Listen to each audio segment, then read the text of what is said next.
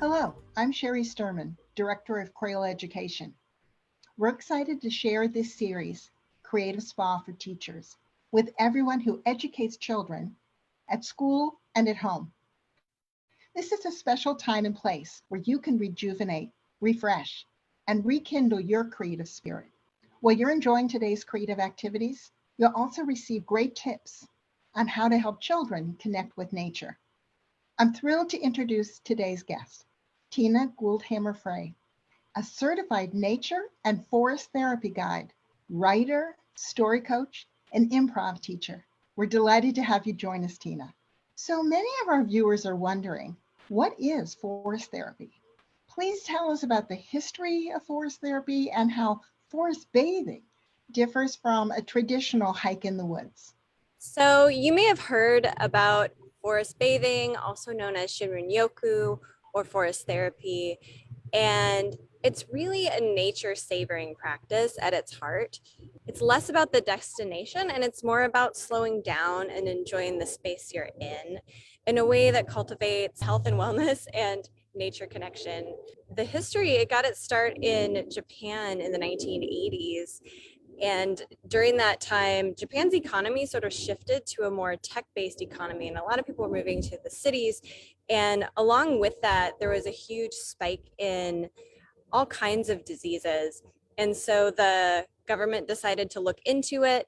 And one of the things that they found, among other things, is that time spent in nature, especially under trees, has a huge impact on human health. And so they sort of developed this practice of forest bathing, and it's become a really integral part of the wellness practice in Japan. Tina, before I met you, I did not realize there was an association of nature and forest therapy.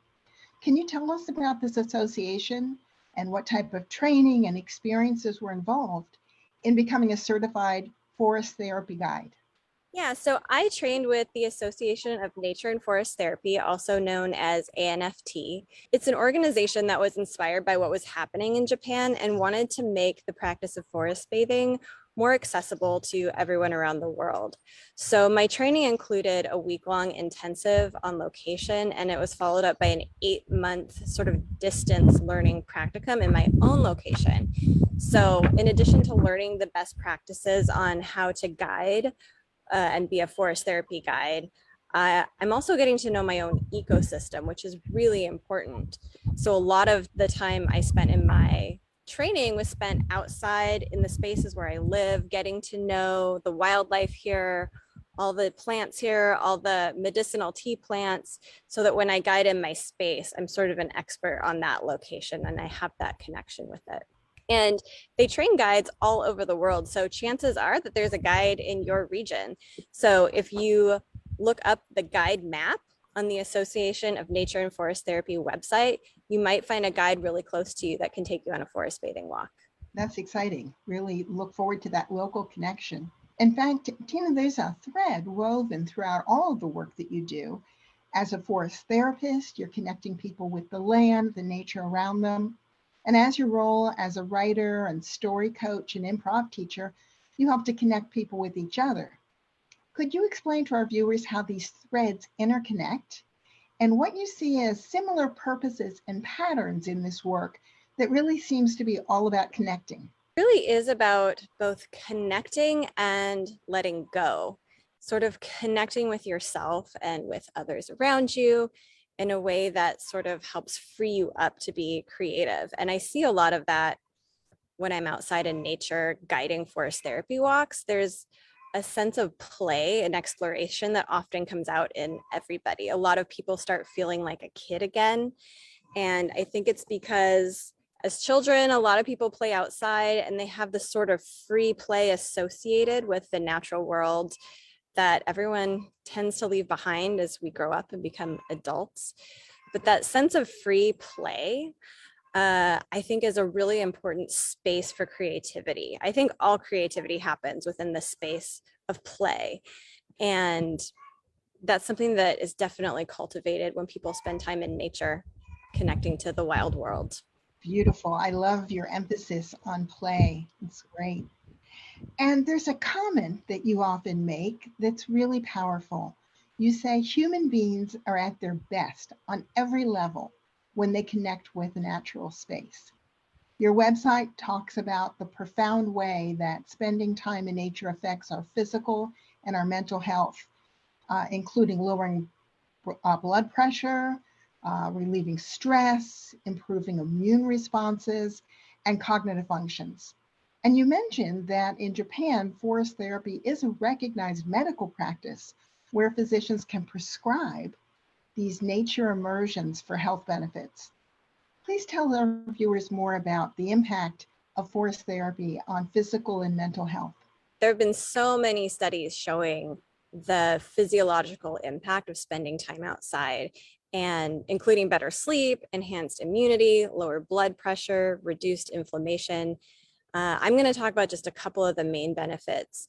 So one of them is immunity. Our bodies produce something called natural killer cells, which is our first line of defense against all kinds of disease, including cancer. And when we go into the forest, it's been shown that our bodies actually produce more natural killer cells. And part of the reason for this is trees actually protect themselves by diffusing a class of chemicals called phytoncides, and they're antibacterial and antifungal, and the trees produce them to sort of protect themselves. But when humans inhale these phytoncides, they start producing more natural killer cells themselves. So it's this beneficial relationship that we have with the trees just naturally. And it also decreases the production of stress hormones. So that's one of the really tangible things that we can track that happens when we spend time around trees, which is, I think, really amazing. Another thing that I've experienced myself, and I see almost everyone experience every time they come outside on a walk with me, is nervous system regulation. We have a nervous system that is set up to respond to stress or threats. You know, there's a mountain lion chasing us. On an evolutionary level, we will respond, like our blood pressure will increase. This is our sort of fight or flight mode, or our sympathetic nervous system. And we get into this really stressful state until we escape, and then we can calm down and we start kicking into our parasympathetic nervous system, which is where we can rest and relax again. All those stress hormones get pushed through, and we get back to a state of relaxation.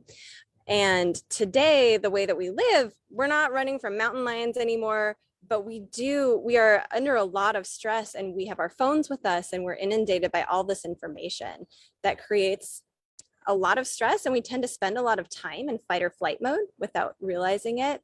So it's really important to have an active parasympathetic nervous system in order to have a healthy body.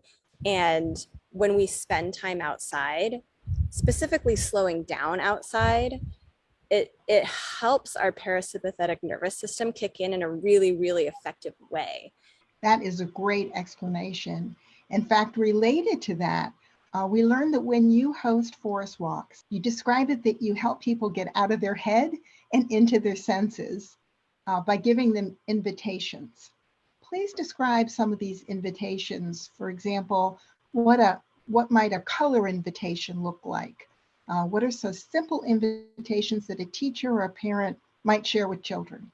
When I take people outside, one of the first things I do is just invite people to close their eyes and open their senses. So pay attention to, what are you hearing? What are you smelling?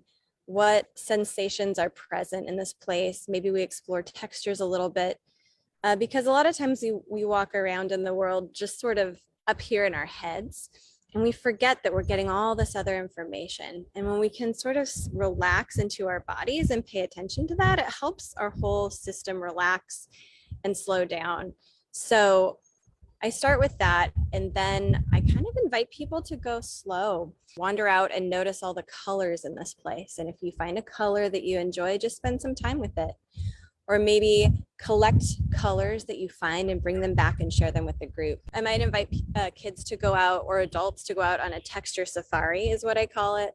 So maybe wander out and pay attention to all the textures that you can feel and follow that and see where it takes you. Or maybe all the sounds you're hearing.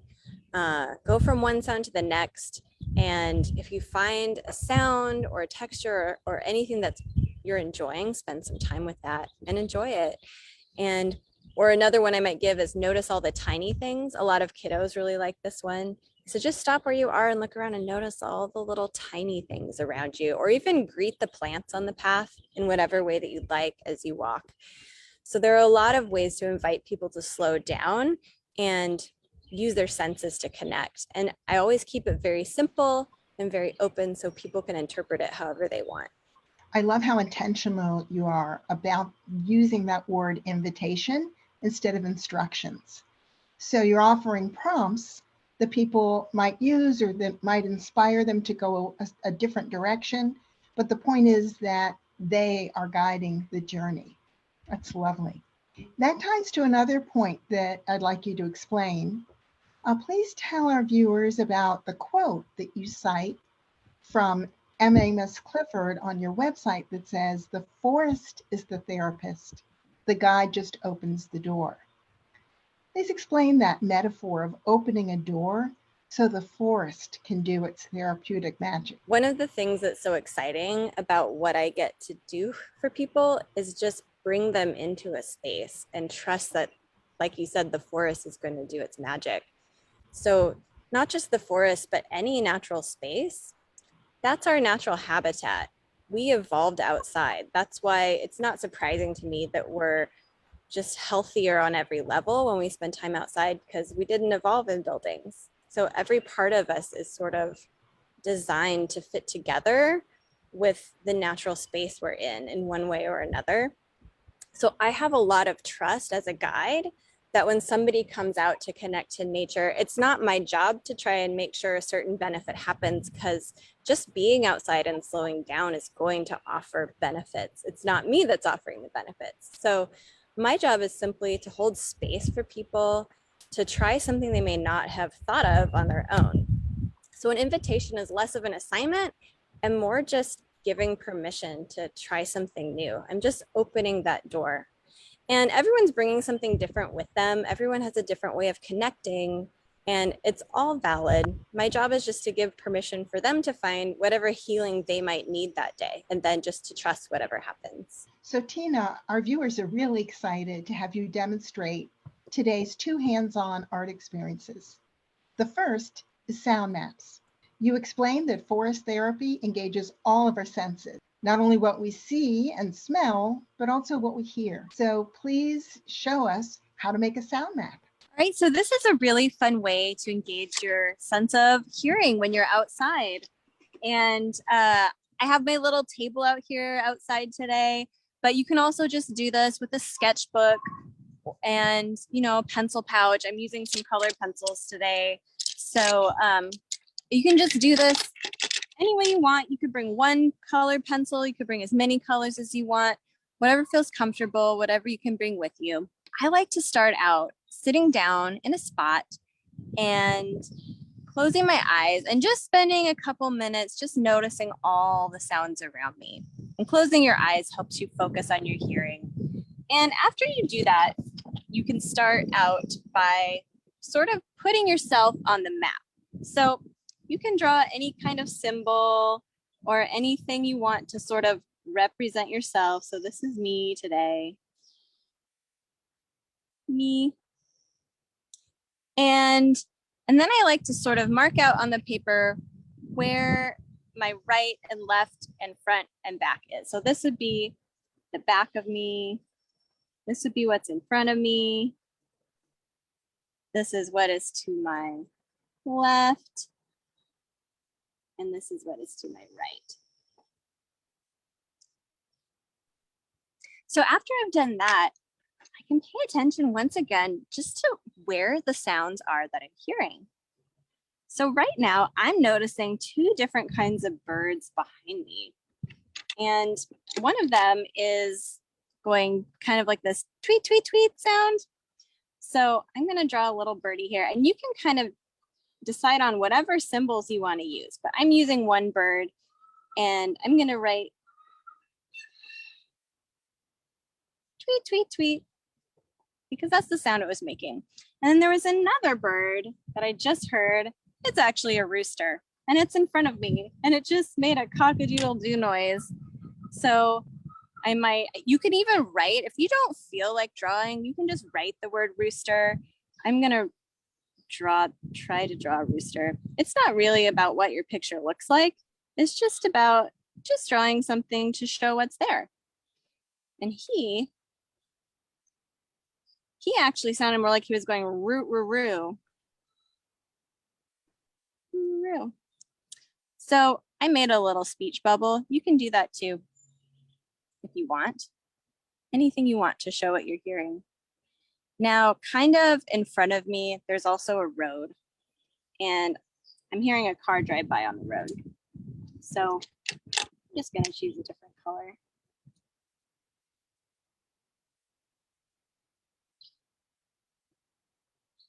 I'm hearing a car just driving by. If you don't want to write the sounds, you could even draw a pattern of what the sounds sort of sound like to you. So that's sort of a rumbling noise. So I could sort of draw these scraggly lines, because to me, that's kind of what rumbling might look like on paper. So that's just something to get you started. You could spend as much time on this as you want. And it's really about connecting to all the sounds that are there. And once you're done with it, you could even decorate it. I have trees next to me, so I could remind myself that I'm sitting between two trees.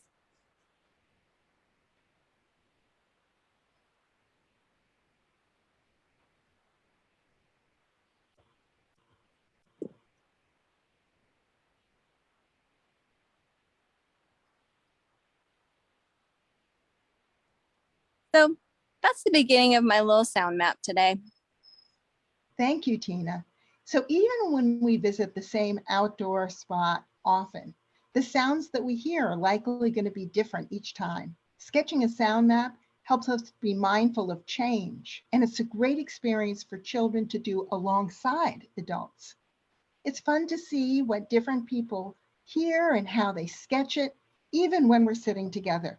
Tina, please demonstrate the second art activity, nature rubbings. This is a really cool way to notice all the pigments, the natural pigments that are around us.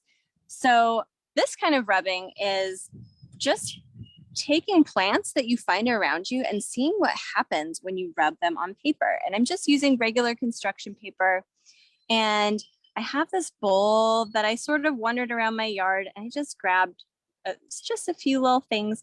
And I love doing this in the springtime, especially because there's so many flowering plants and there's so many different colors that come out. So I'm going to start with this. And this is just, I love the color of this. This is a red clover flower. And if I take it and I sort of squish it and rub it on the paper, it leaves this gorgeous purple color. And then when I'm done, I'm just going to stick it in this little bowl here. And then I have this other flower, this lovely pink color. I'm curious what'll happen when I rub it on the paper.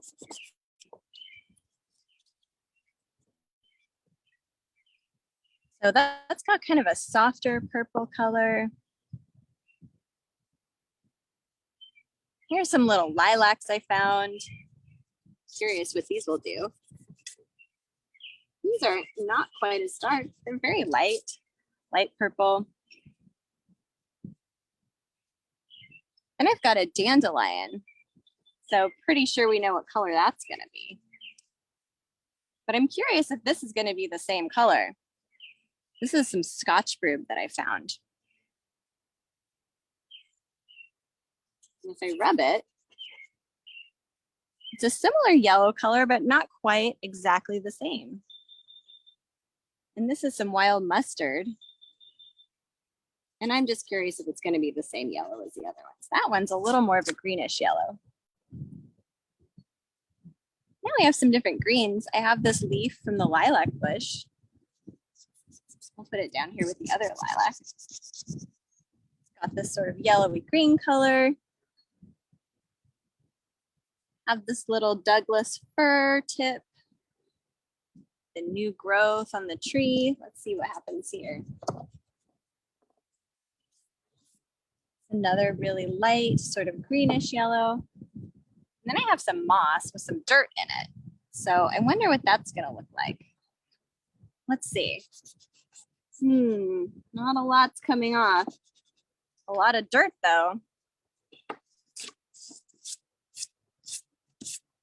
That made a little brownish smudge. And then one more, we have a clover. So it's fascinating to me just how many different pigments there are just around the yard. Once you rub these colors on the paper, taking whatever you have, crayons, colored pencils, I'm gonna be using crayons today, and also these color sticks, which I absolutely love. It's like woodless colored pencil.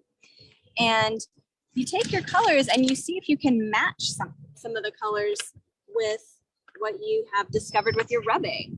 So this is kind of, I don't know, maybe that's gonna look similar. It's kind of a purpley color with a little bit of green in it.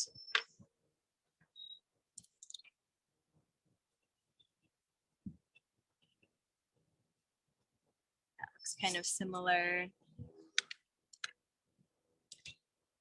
And then that one, that was the dandelion.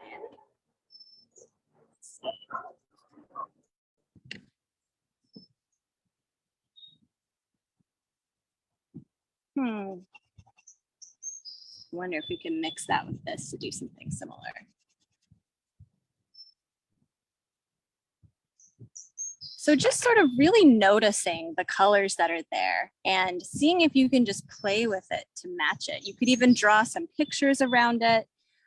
You could even take the things that you grabbed and match those colors. So if I have this, I wonder if I can make a similar color here. Maybe draw a little flower.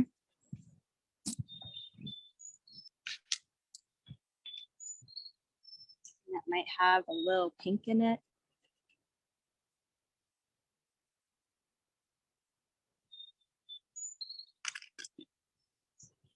And then after I have done all my rubbings with my little plants and flowers, I love putting them all in a bowl afterwards because it brings in the sense of smell. After you rub something, it brings out the fragrance a lot more. And I wish you could smell what this smells like. I call this my perfume potion. And I often will do this with kids too, where we'll take things and mix them together and see what smells there are. So that's just another way to incorporate all the colors and smells together and just explore color outside. Wow, Tina, I love that. What a beautiful way of observing the colors, matching them, and then getting that sense of smell from the pressed rubbed leaves and petals. Beautiful. While our viewers are finishing up their colorful sound maps and nature rubbings, I'd like to remind everyone that it's easy to stay updated on the future Creative Spas for Teachers sessions and the many Crayola education programs. Just sign up for our free Crayola Creative Learning e-newsletter. And each month, new teaching ideas and tips for taking care of yourself will arrive in your mailbox. Tina, you have shared so many great insights about immersing ourselves in nature to heal and refresh. For viewers who live near you or are visiting the Pacific Northwest region, they can sign up for one of your forest bathing sessions with you in person. But how can the rest of us follow you online so we can keep learning? So I have two websites you can go to. My personal website is greetthewild.com. And then there's also a nonprofit that I just started with a few other guides called Cascadia Forest Therapy. Those are our two websites, but I'm also on Instagram as Greet the Wild and on TikTok as Greet the Wild, and also have a YouTube channel.